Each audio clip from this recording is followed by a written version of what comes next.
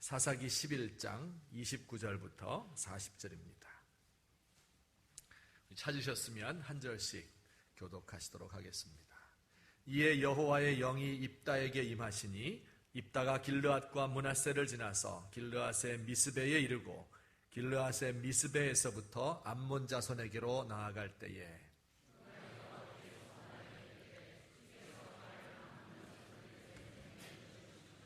내가 암몬 자손에게서 평안이 돌아올 때에 누구든지 내 집 문에서 나와서 나를 영접하는 그는 여호와께 돌릴 것이니 내가 그를 번제물로 드리겠나이다 하니라.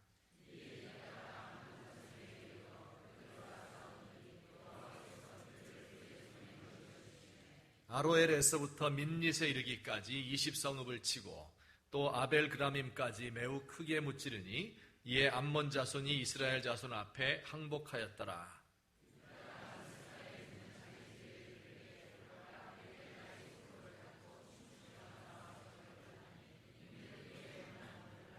입다가 이를 보고 자기 옷을 찢으며 이르되 어찌할꼬 내 딸이여 너는 나를 참담하게 하는 자요 너는 나를 괴롭게 하는 자 중에 하나로다. 내가 여호와를 향하여 입을 열었으니 능히 돌이키지 못하리로다 하니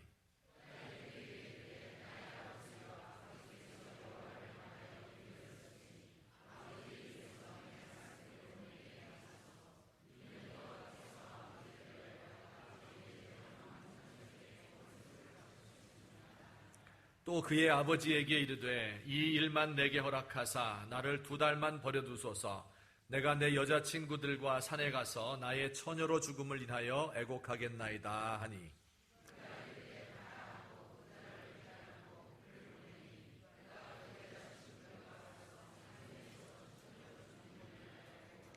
두 달 만에 그의 아버지에게로 돌아온지라 그는 자기가 서원한 대로 딸에게 행하니 딸이 남자를 알지 못하였더라. 이것이 이스라엘의 관습이 되어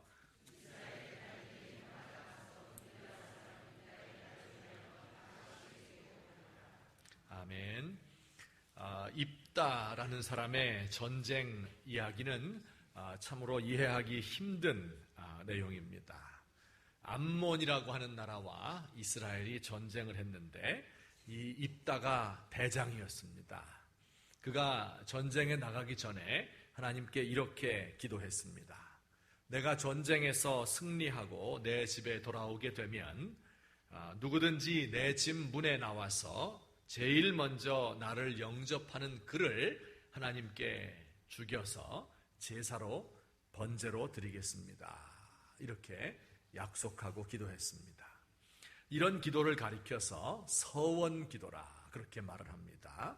만약에 하나님께서 나에게 이러이러한 일을 해주시면 내가 이런 것을 하나님 앞에 갚겠습니다. 이렇게 기도하는 것을 서원 기도라고 말하지요. 그런데 정말로 하나님의 도우심으로 입다가 전쟁에서 큰 승리를 거두고 적군들은 항복을 했습니다. 이제 입다가 개선을 하고 자기 집으로 돌아오는데 자기 집에서 누가 영접하러 나왔어요? 그의 딸이 소고를 잡고 춤을 추면서 아버지를 맞으러 나옵니다. 그런데 이 딸은 무남동녀 외동딸이라고 합니다. 입다는 자기 딸이 나오는 것을 보면서 옷을 찢으며 탄식을 했습니다. 그러나 여호와 하나님을 향하여 입을 열었기 때문에 그의 서원을 변할 수 없다. 이 말을 들은 딸도 아버지의 말에 순종을 하게 되고 입다는 결국 자기의 딸을 잡아서 제물로 하나님께 드렸다 하는 내용이 오늘 우리가 아까 읽은 성경입니다. 자, 이 사건을 어떻게 이해해야 할까요? 아마 구약 성경 최대의 난제이고 성경 읽는 사람들을 곤혹스럽게 만드는 구절인 것 같습니다. 불신자들이 이 성경을 읽으면 성경을 아주 무시할 것 같은 그런 생각이 듭니다. 이 사건을 어떻게 생각해야 될까? 우선 입다가 이 서원을 할 때 누구를 생각했는가? 그 집에 무남동 외딸이니까 집에 아버지 입다와 또 어머니와 딸밖에 없잖아요. 3명이에요. 그런데 자기는 지금 전쟁에 나갔다 돌아오는 거고 딸이 나올 때 옷을 찢으면서 막 고통스러워 했거든요. 그러면 서원 기도할 때는 누구를 염두에 두고 했을까? 상상은 여러분의 몫입니다. 자, 그런데 과연 입다가 하나님께 서원을 드린 것이, 지킨 것이 잘한 것일까? 잘못한 것일까요? 입다가 자기의 딸을 바쳤어야 될까요? 아니면 바치지 않았어야 될까요? 제가 이 어려운 문제를 우리 부목사님들 또 교수님 몇 분에게 물었어요. 그랬더니 대답이 딱 갈렸습니다. 잘못했다는 사람 첫째, 바치지 말았어야 되는데 어떻게 죽일 수 있느냐. 아무리 그래도 그렇지 사람을 죽여서 제사 드리는 것은 하나님의 법에 어긋나는 거지요. 하나님이 그렇게 하지 말라고 그랬는데 이건 미개한 사람의 맹목적인 신앙일 뿐이다. 유태인 랍비들은 이걸 어떻게 해석했냐면 성경을 조금 더 아는 사람이었다면 이 입다가 사람을 바치지 않고 대신 소나 양과 같은 이런 대속물을 바쳤을 텐데 이렇게 해석을 하며 입다의 이 자기 딸을 죽인 사건을 아주 좋지 않게 생각을 합니다. 또 더 중요한 것은 자기가 죽은 것도 아니고 딸을 죽였다 그 말이에요. 딸도 엄연히 독립된 인격인데 자기 물건처럼 뭐 이거를 제 맘대로 바치고 말고 하는 권한이 어떻게 아버지에게 있을 수 있습니까? 오늘날도 가만히 보면 신앙 좋다고 하는 사람들이 아들이나 딸을 주의 종으로 바칩니다. 제멋대로 서원을 해가지고 그 아들이나 딸은 별로 믿음이 없는 거예요. 그런데 억지로 신학교에 들어온 사람들도 꽤 있습니다. 이건 정말 아니지요. 이런 서원으로부터는 자유로워져야 된다. 이렇게 많은 사람들이 대답을 했습니다. 상당히 일리가 있는 이야기예요. 두 번째로 어떤 사람은 잘했다. 입다가 잘했다. 자기 딸을 바친 것이 잘한 일이다. 그렇게 이야기를 합니다. 어쨌든 하나님께 서원한 것은 해로울지라도 갚아야 되는 것이 아닌가. 자기 입에서 나온 그 말을 책임지는 것이 남아 대장부의 할 일이고 이것이 하나님께서 원하는 일이 아닌가. 그렇게 생각을 해요. 서원을 하나님께 사람을 바친다고 해놓고 짐승을 바치는 것으로 대신하는 것은 이건 하나님을 속이는 것이다. 입다도 말하기를 내가 여호와를 향하여 입을 열었으니 능히 돌이키지 못하리라. 딸도 말하기를 아버지께서 여호와를 향하여 입을 여셨으니 아버지의 입에서 낸 말씀대로 나에게 해주십시오.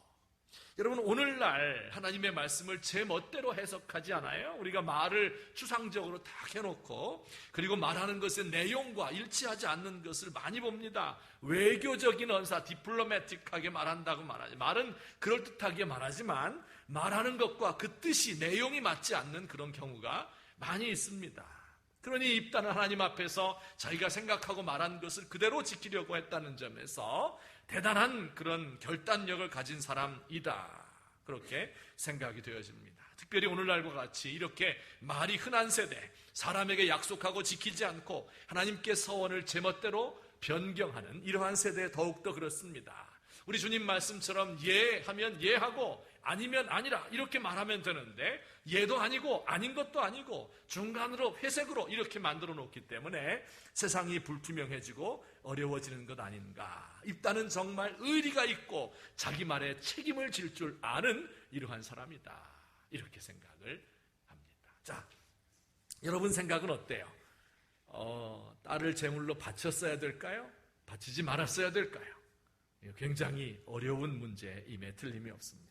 저도 어떻게 생각해야 될지 일주일 내내 답을 찾아보았는데 여러 책들을 읽고 성경을 뒤적거리고 생각을 해보았는데 어느 한쪽으로 대답하기가 아주 힘든 문제다 하는 것을 알게 되었습니다. 지금 이런 일이 만약에 일어난다면 바쳐야 하는지 안 바쳐야 하는지는 아주 어려운 이야기겠고 그리고 바치면은 감옥 가야 되죠. 그러나 입다의 결단에 대해서는 성경이 대단히 높이 평가하고 있다는 점은 제가 말씀드릴 수가 있겠습니다. 입다가 딸을 제물로 바친 것이 옳은지 그른지에 대하여는 논란의 여지가 있는 것이기 때문에 그 문제를 오늘 다루지 못하고 분명한 것 한 가지를 이야기하려고 합니다. 그것은 바로 입다가 최초에 그렇게 서원 기도를 한 그 자체가 잘못된 것이지요. 이것을 나중에 지켰느냐 안 지켰느냐, 지키는 게 옳았느냐 안 지켰는 게 옳았느냐 하는 것은 나중 문제고 애초에 처음부터 그렇게 기도한 그 자체가 잘못된 것이지요. 여러분, 서원 기도라고 하는 것은 잘못된 기도가 아닙니다. 하나님께서 만약에 저에게 이런 은혜와 복을 주시면 내가 이렇게 하나님 앞에 바치겠습니다. 이런 것은 대단히 좋은 기도입니다. 야곱이 먼 길을 떠날 때 하나님께서 저를 이곳에 돌아오게 해주시면 이곳이 주님의 성전이 될 것이고, 그리고 내가 주님께 11조를 바치겠습니다. 그렇게 서원 기도했습니다. 한나라는 여인도 만약에 저에게 아들을 주시면 제가 평생 동안 그 하나님께 바쳐서 주의 종이 되게 하겠습니다. 그렇게 기도했어요. 사업에 성공하게 해주시면 제가 선교 사역을 위해 노력하겠습니다. 제 딸이 지금 시집 안 가고 이렇게 있는데 만약에 우리 딸 좋은 신랑감 만나게 해주시면 제 남은 생에는 제가 성전에서 늘 기도하며 살겠습니다. 이렇게 기도하고 서원하는 것 잘못된 일이 아니고 하나님께서 기뻐하는 일입니다. 근데 뭐가 문제예요? 그 서원의 내용이 문제인 것이죠. 사람을 제물로 바치겠다 하는 이런 발상, 이건 분명히 성경에서 어긋난 것이에요. 하나님이 인신 제사를 원하지 않는데 사람을 죽여서 제물로 바치겠다고 이야기한 것이죠. 근데 왜 입다는 이와 같이 자기의 딸이라도 죽여서 번제로 드리겠다고 이렇게 하나님께 서원을 했을까요? 어떤 방법을 써서라도 꼭 전쟁에서 이기고 싶었겠지요. 물론 모든 사람이 전쟁에 나갈 때는 이기려고 나가는 것이죠. 지면 죽으니까. 그렇죠? 그러나 그렇다고 해도 그들이 모두 자기의 딸을 제물로 바치지는 않습니다.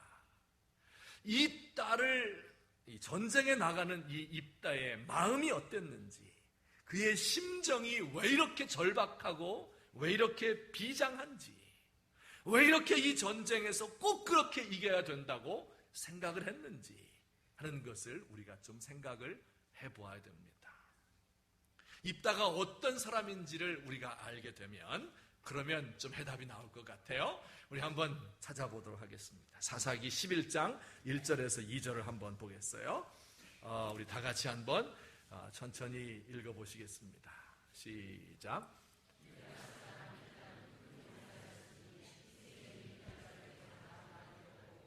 길르앗의 아내도 그의 아들들을 낳았더라. 그 아내의 아들들이 자라매 입다를 쫓아내며 그에게 이르되 너는 다른 여인의 자식이니 우리 아버지의 집에서 기업을 잊지 못하리라 한지라. 요 짧은 구절에서 우리는 입다에 대해서 많은 것을 알 수가 있습니다. 그가 살았던 동네는 지역 이름이 길르앗이에요.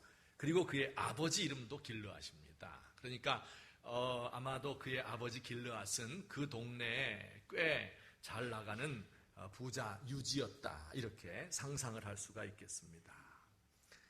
그런데 그 아버지가 기생, 즉 창녀와 잠을 자고 그 사이에서 아들을 낳았는데 그게 바로 입다였던 거지요. 출생이 비천한 거지요. 창녀라고 하는 사람은 화대를 받고 하룻밤을 만족시켜주는 사람입니다. 창녀의 가장 큰 적은 뭡니까? 임신입니다. 실수로 임신을 하게 되면 그때부터 돈을 벌 수가 없어요. 10달 동안. 그리고 그 아이를 낳아서 기르는 것이 얼마나 힘들어요. 혹 하나를 달고 살아야 되는 거예요. 그래서 창녀들은 임신하면 안 됩니다. 그런데 이 여자가 실수로 임신을 하고 아이를 지우려고 노력을 했겠지요. 그런데 지우지 못했어요. 그리고 나와서 길르앗의 집으로 포대기에 싸서 안고 왔습니다. 여러분 TV 드라마에서 많이 보셨죠? 어떤 일이 벌어졌을까요? 그 가정에 난리가 났겠죠. 여러분, 아무도 원하지 않는 아이였습니다. 엄마가 그 아이 뵐 것을 원했습니까? 아버지가 원했습니까? 그 가족 식구들이 원했습니까? 아무도 원하지 않는 이 아이가 태어난 거예요. 그런데 놀라운 것은 이 입다가 태어날 때부터 범상치 않은 그런 아이였던 것 같아요.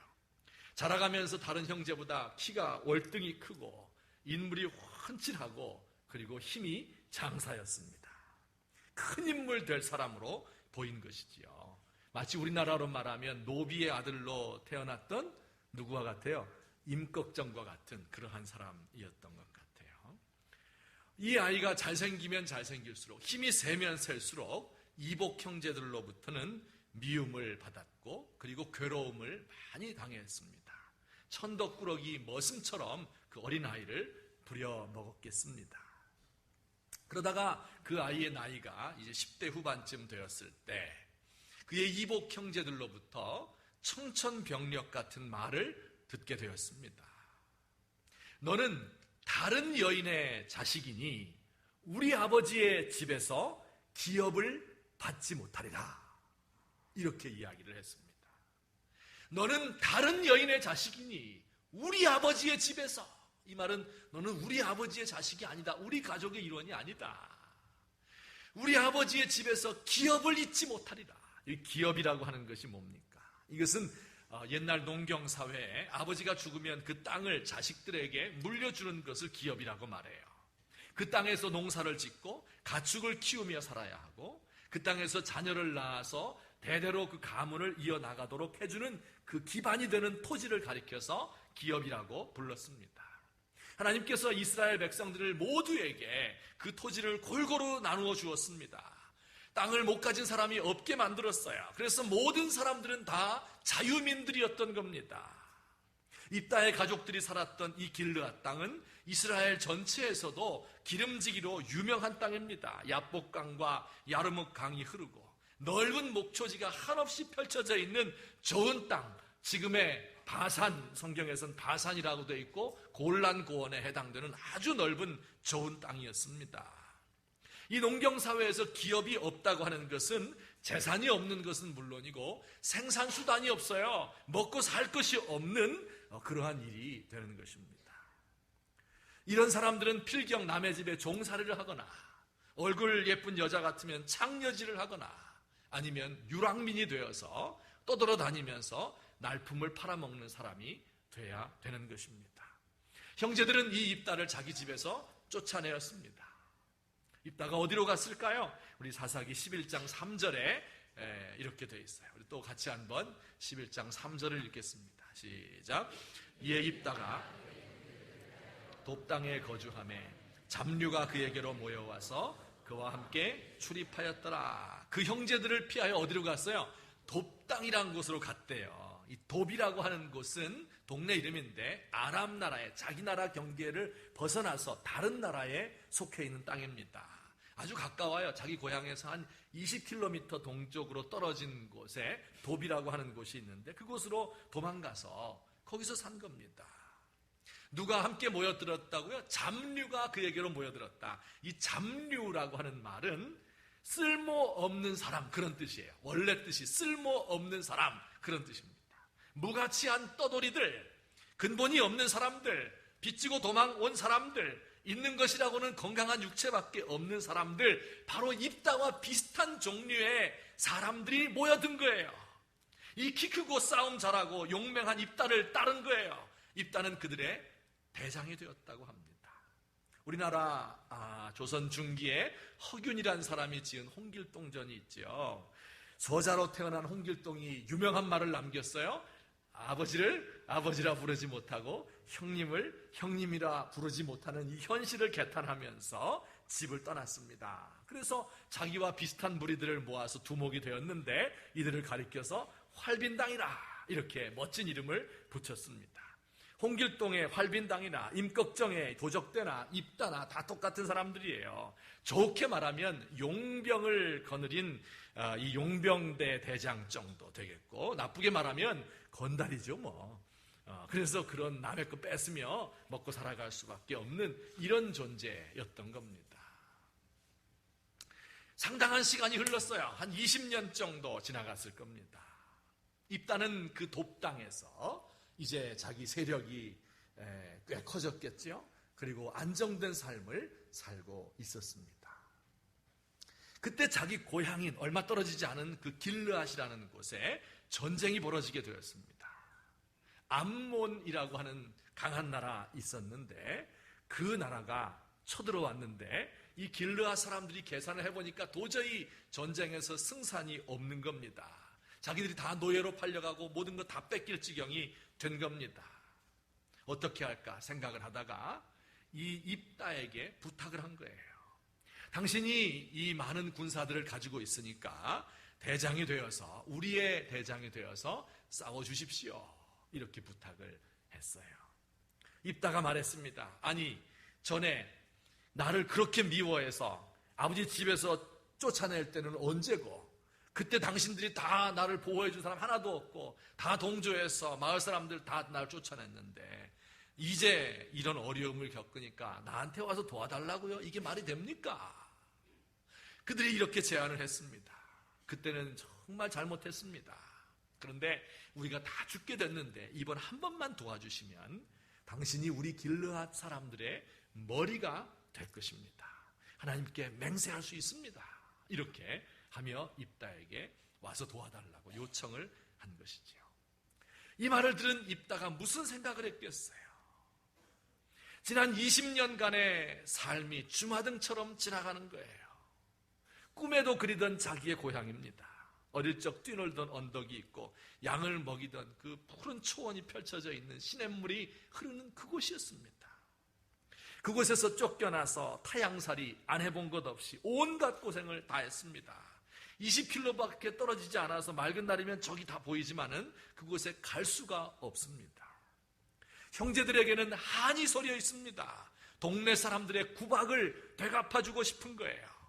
살았는지 죽었는지 모르지만 아버지와 그리고 친척들에게 자기의 성공한 모습을 꼭 보여주고 싶었어요. 그렇게 하려면 전쟁에서 승리해야 되겠죠. 지난날의 한을 풀려면 암몬과 싸워서 이겨야 되는 거예요. 그의 마음은 절박해지고 승리를 향한 그 갈망 때문에 마음이 졸아드는 거예요. 비장하다 못해서 내 목숨 아니라 무슨 대가를 다 치르고서라도 이 전투에서는 꼭 이겨야 되겠다 하는 마음이 그의 속에 들게 되었습니다. 패배할 생각을 하면 아찔하지요. 대장이 돼서 전쟁에 나갔는데 지게 되면 무슨 일이 벌어질까요? 그의 형제들에게 무슨 소리를 들을 것 같아요? 쟤깐 녀석이 하긴 뭐래. 힘만 세다고 되는 건가? 들은 게 있어야지. 근본도 없는 놈이 뭘 남 위에 서겠다고 완장 채워주니까 좋아서 날뛰더니 내 그럴 줄 알았다.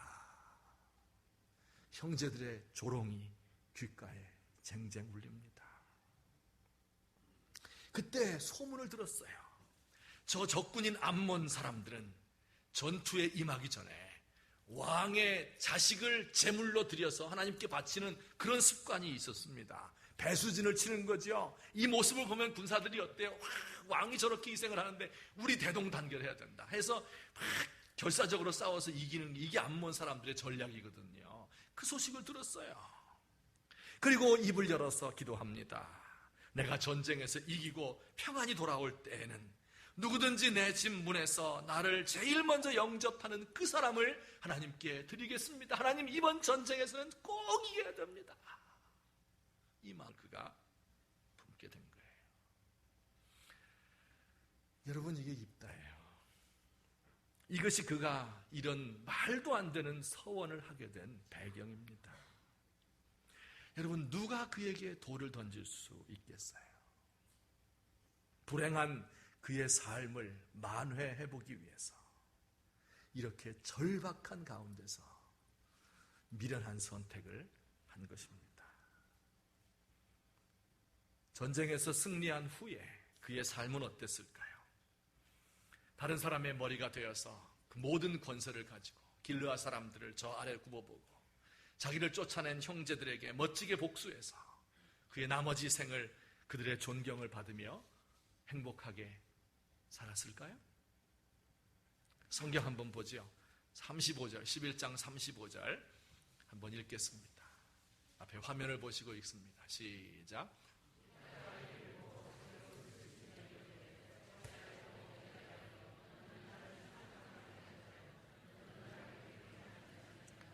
자기 딸이 나오는 것을 보고 자기 옷을 팍팍 찢으면서 어찌할꼬 내 딸이여, 너는 나를 참담하게 하는 자다. 나를 괴롭게 하는 자들이 내 일생에 그렇게 많았는데 네가 나를 제일 괴롭게 하는구나. 다른 성경 번역에 보니까 이렇게 되어 있어요. 공동 번역에 보니까 내 가슴에 칼을 꽂는구나. 표준세 번역, 아버지의 가슴을 후벼 파는구나. 현대인의 성경, 내 마음을 갈기갈기 찢어놓는구나. 이렇게 그의 마음을 묘사하고 있습니다. 자기 딸을 번제로 드린 후에 그의 삶이 어땠을까요? 맨 마지막 사사기 12장 7절에 입다의 일을 마무리하는 그런 내용입니다. 입다가 이스라엘의 사사가 된 지 6년이라. 길르앗 사람 입다가 죽음에 길르앗에 있는 그의 성읍에 장사되었더라. 6년 동안 그의 딸을 생각하면 한시도 하루도 그냥 지나가는 날이 없어요.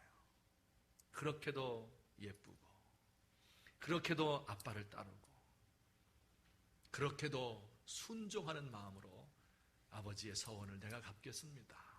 이렇게 말했던 그 딸. 그의 순백의 목에 칼을 찔러서 그를 죽여야 했던 그때를 생각하면 그는 한시도 하룻밤도 술 마시지 않고는 잠을 이룰 수가 없었을 겁니다. 수만 번, 수십만 번 곱씹는 거예요. 내가 왜 그때 그 서원을 했을까? 어떻게 내가 내 손으로 딸을 죽였을까? 내가 죽는 게 낫지.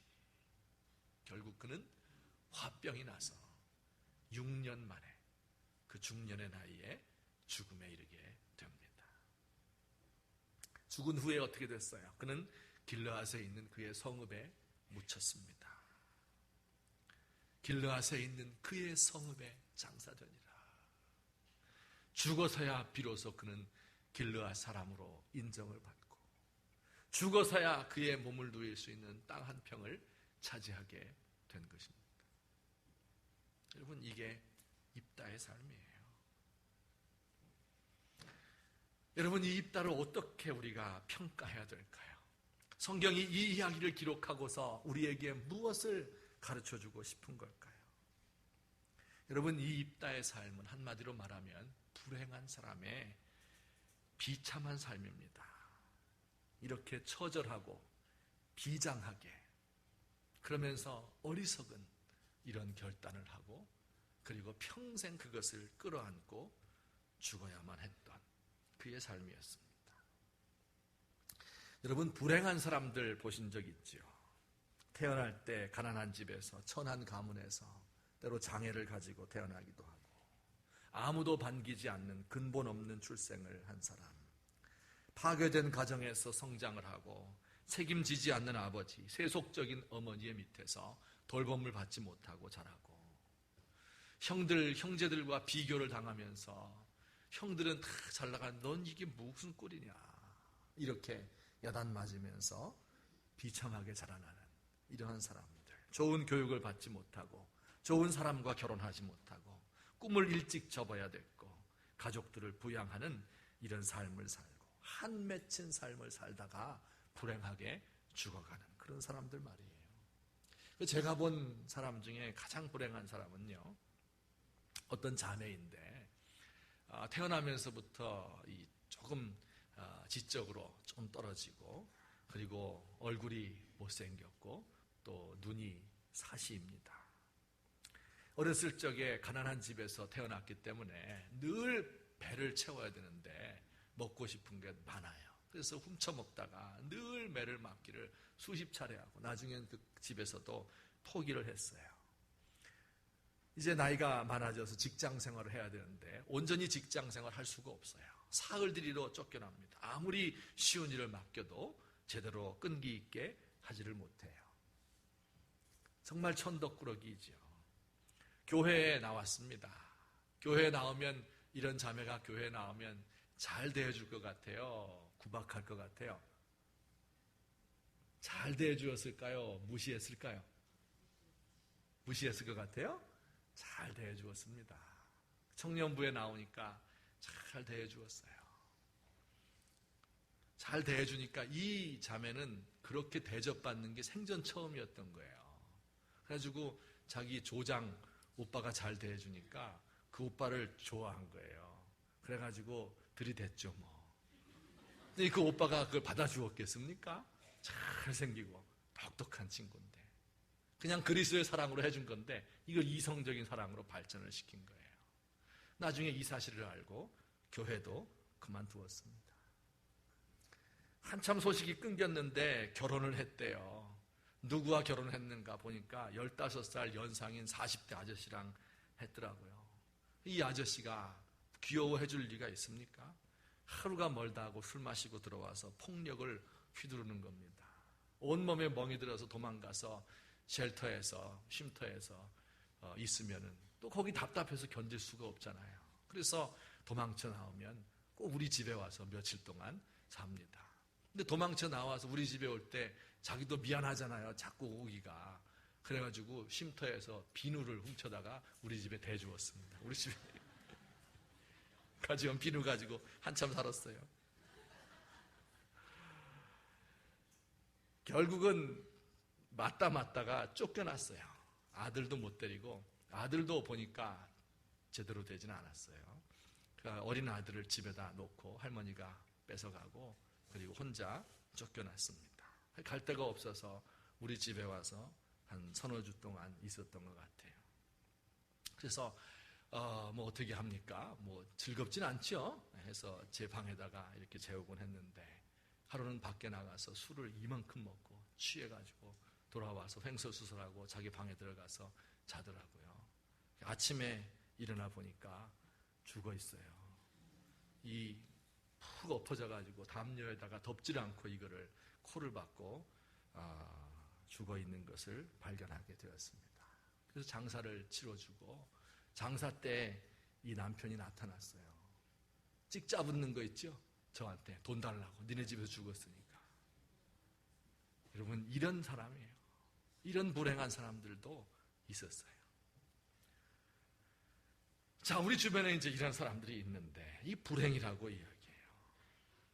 자, 그러면 이 불행한 입다와 같은 사람, 그렇게 불행한 어린 시절을 보내고 그리고 미련한 선택을 하고 그 선택 때문에 평생 동안 남은 생애를 후회하다가 죽는 이런 길밖에 없었을까요?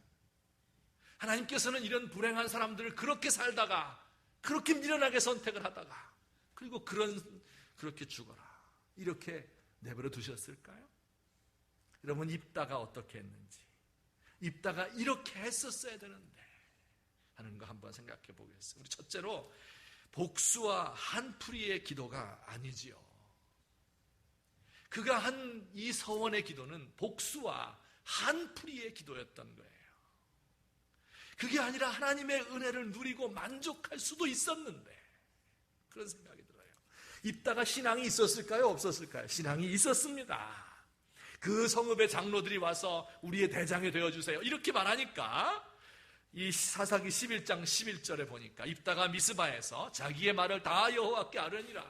하나님께 기도했대요. 하나님, 제 삶이 이랬어요. 과거에 40년 동안 이런 삶을 살았는데 이제 저들이 내가 필요해서 나를 찾아왔어요. 하나님 어떻게 하면 좋겠습니까? 하나님과 의논할 줄 아는 이런 신앙을 가진 사람이었습니다. 하나님이 입다를 좋아했던 것 같아요. 그래서 11장 29절 상반절에 보면 이에 여호와의 영이 입다에게 임하시니 이렇게 되어 있어요. 여호와의 영이 임했다. 성령이 한번 들어왔다가 나가는 것이 아니라 원문에 보면 계속해서 그와 함께 머물러 있었다. 그의 속에 내주에 계신다. 그런 뜻입니다. 여러분 그가 하나님께 기도했고 하나님은 그에게 영을 보내주셔서 그의 마음을 어루만져 주시기를 원했던 겁니다. 여러분 이 입다가 말이에요. 하나님의 영이 주시는 그 충만함을 느꼈더라면 하나님께서 부드러운 손길로 만져주시기 때문에 나의 과거의 그 모든 상처가 다 치유될 수 있었더라면 복수심으로부터 자유로워질 수 있었을 텐데 이기고자 하는 강박관념으로부터 초월할 수 있었을 텐데 질 것을 두려워하는 마음으로부터 강하고 담대함을 얻을 수 있었을 텐데 오히려 형제들을 불쌍히 여기고 이해하는 그런 마음도 있었을 텐데 그런 생각이 들어지는 거예요. 꼭 그들의 머리가 되어서 한을 풀어야 되는 것은 아니거든요. 이미 하나님께서 그와 함께 하시고 그를 대장으로 세우시고 전쟁에서 승리하게 하시면 그는 그럴 필요도 없어요. 그런 거 신경 쓰지 않아도 돼요. 전쟁과 상관없이 하나님께서 그와 함께 하시는 겁니다. 그런데 그 사실을 그가 왜 몰랐을까? 알았지만 인간의 연약함 때문에, 그 바늘구멍만한 하나님의 은혜잖아요. 그 길로, 좁은 길로 갔었어야 되는데 그 길을 가지 못하게 되는 것을 볼 수 있습니다. 오늘 우리들 가운데 이런 불행한 삶이 있습니까?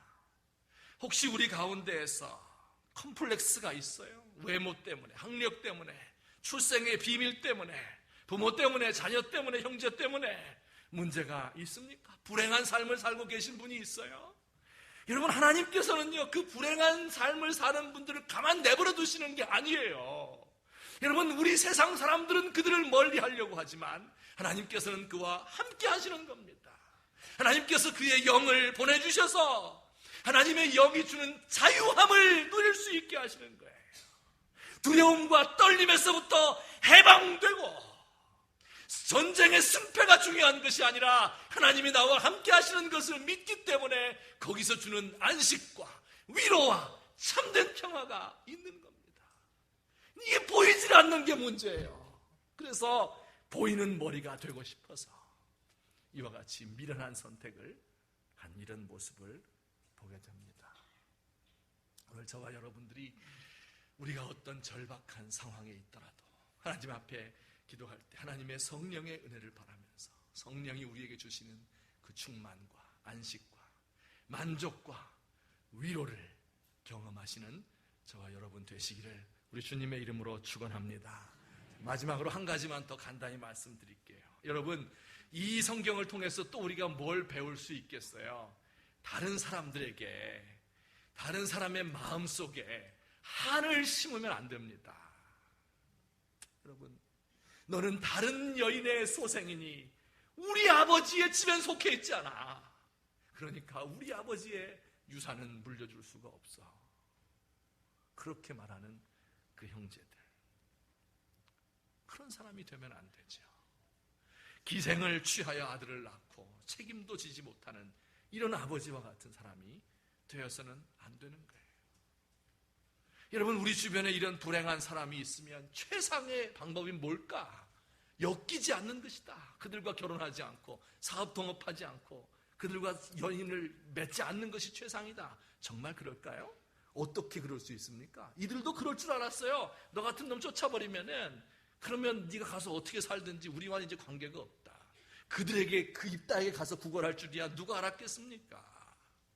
그런 일이 여러분 나에게는 안 닥칠 것 같아요? 우리의 자녀들에게는 그런 일이 없으리라고 어떻게 보장할 수 있겠습니까? 편견을 버리고 하나로 받아들이는 이와 같은 포용할 수 있는 마음이 있어야 되겠어요. 우리의 사회가 그렇게 그런 보장이 될 수 있는 그런 사회를 만들어야 돼요. 여러분, 무엇보다도 우리의 교회 안에서 이런 일이 있어야 돼요. 우리 성도들은요, 최소한도 다른 사람의 가슴에 못을 박는 말을 하면 안 됩니다. 다른 사람을 한을 품는 그런 언행을 하면 안 됩니다. 이것을 풀어주고 그들과 함께 살 수 있고 편견 없이 그들을 받아들여 줄 수 있는 그런 저와 여러분이 되면 얼마나 좋을까. 다시는 이런 입다와 같은 불행이 이 땅 위에 없어야 된다 하는 것을 말씀하기 위해서 이 말씀을 기록한 겁니다. 우리 이 시간에 다 같이 한 목소리로 기도할 수 있으면 좋겠습니다. 혹시 우리 가운데 이런 열등의식 때문에, 콤플렉스 때문에, 과거 때문에 괴로워하는 분 있습니까? 성령께서 오늘 우리 가운데 임하여서, 그분은 하나님이시거든요. 전능하신 분이에요. 능력이 많아서 뭐 전쟁에 승리하고 이런 것보다도요, 우리의 마음을 치유하시는 분이에요. 그 하나님 앞에 우리의 마음을 털어놓고 하나님의 자유의 영이, 초월의 영이 나에게 임하여 주십시오. 간구하십시오. 우리 주변에 불행한 사람들이 있습니까? 여러분, 우리가 던진 돌에, 장난삼아 던진 것에 개구리가 맞아 죽는 거예요. 입술로 사람들의 마음에 한을 품게 만든 적이 있습니까? 찾아가서 용서를 구하세요. 하나님 앞에 불쌍히 여겨달라고 구하세요. 우리의 교회가 이들을 받아들여 줄 수 있는 공동체가 되기 위해서 기도합시다. 우리나라가 이런 사람들도 자유인으로 떳떳하게 살아갈 수 있는 그런 복지국가가 될 수 있기를 위하여 기도합시다. 우리 다 같이 한 목소리로 기도하시겠습니다. 사랑과 자비가 많으신 우리 하나님 아버지, 은혜를 감사합니다. 아버지 하나님, 오늘도 우리 주님 앞에 나와서 경배합니다. 아버지 하나님, 아버지 하나님, 우리를 도우시고, 아버지 하나님, 아버지 참으로 연약합니다. 아버지 하나님, 제 마음속에 어떤 열등감, 아버지 하나님이여, 제가 입술로 범죄하고 사람들의 가슴에 못을 박고, 아버지 하나님, 하나님 아버지여, 편견에 사로잡혀서 아버지 하나님이여, 주의 뜻을 거스르는 어리석은 종입니다. 하나님 아버지, 인도하시고 도와주시옵소서. 아버지 하나님, 불쌍히 여겨주옵소서. 아버지 하나님, 도와주시고, 아버지 하나님,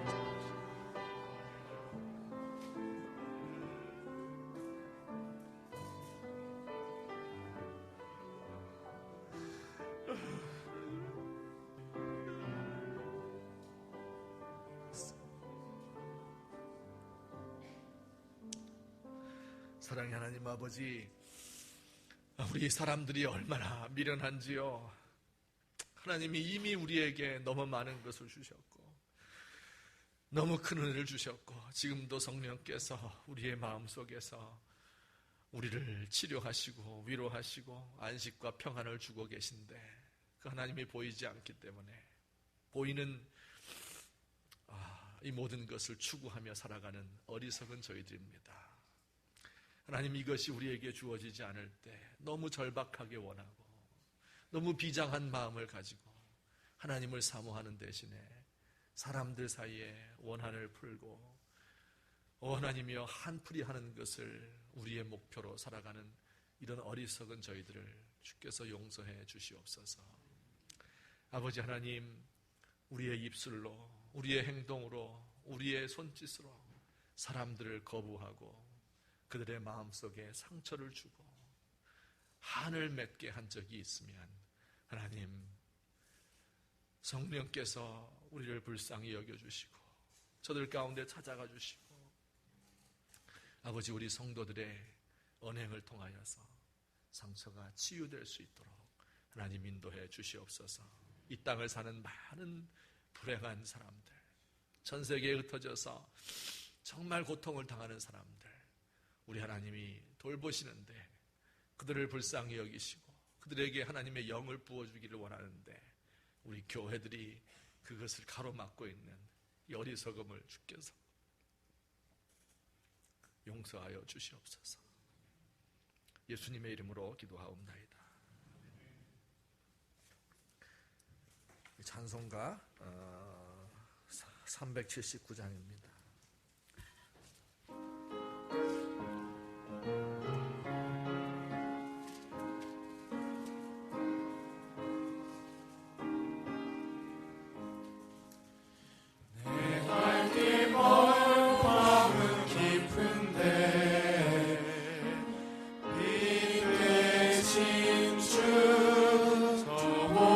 집을 향해 가는 길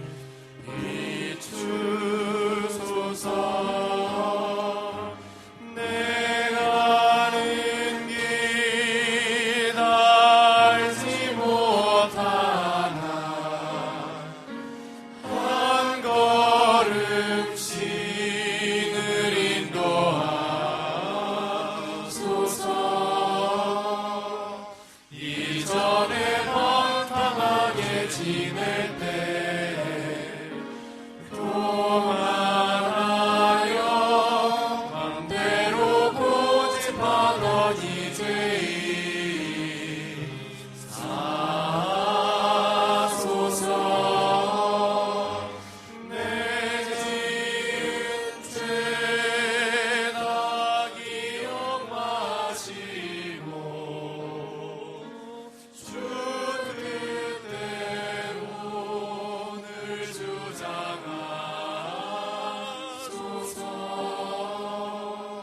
이전에 나를 인도하신 주 장래에도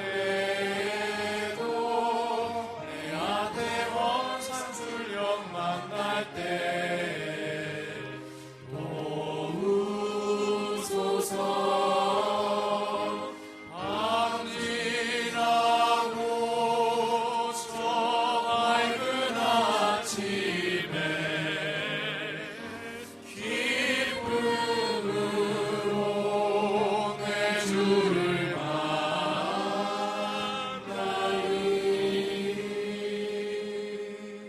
이전에 나를 인도하신 주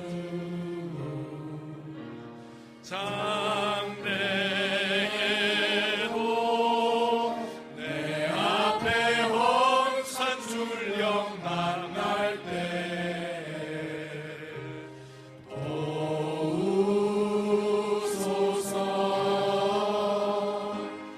밤 지나고 저 밝은 아침에 기쁨으로 내 주를 만나리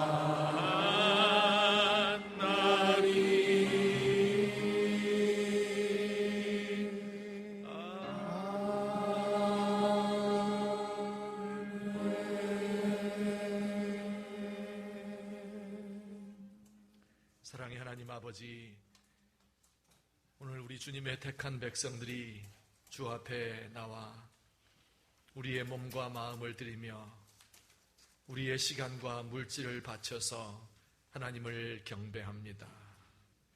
하나님께서 우리의 마음을 받으시고 우리의 삶을 받으시고 우리의 예물을 받으셔서 하나님의 뜻에 합당하게 사용하여 주옵소서.